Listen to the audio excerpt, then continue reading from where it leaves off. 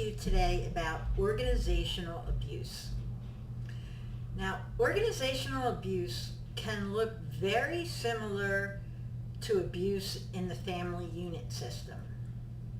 It looks great on the outside, it's inviting, everybody seems like they're getting along, it's thriving, things seem good. But if you go behind closed doors, there's anger, there's bitterness, there's hurt feelings, there's people taking advantage of one another. There can be all different things, and it can be one person, it can be multiple people in the organization. But it's usually someone in power that does the abusing. And it can be just as damaging and just as scary as living with it in a family system. Because let's say your livelihood depends on this organization. Let's say maybe you've invested time and energy and you have friends at the organization.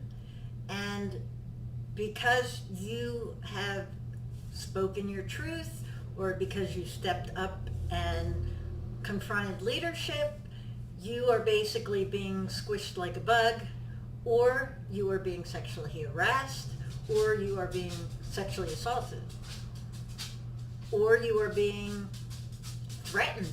You may be blackmailed. You may be, if you don't stay an extra 3 hours at night, you're going to lose your job. You can't prove they said it, but you're still scared you're going to lose your job. That's organizational abuse. We all know the boss chasing his secretary.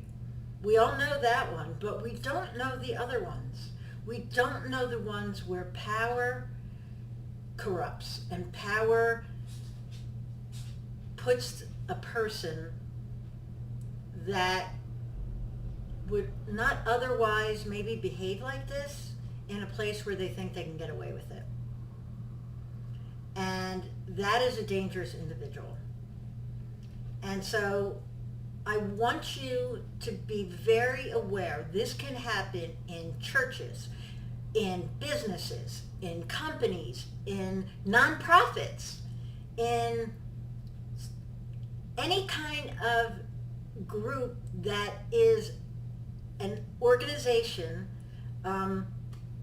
can have these systemic problems. And if they're not addressed and no one around the leadership will acknowledge them, then they're systemically going to keep going and keep going and keep going, and people will continue to get hurt.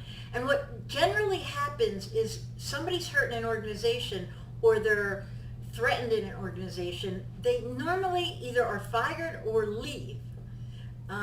And so the next person coming in to get hired or to join the organization or to volunteer or whatever the organization is left with no idea.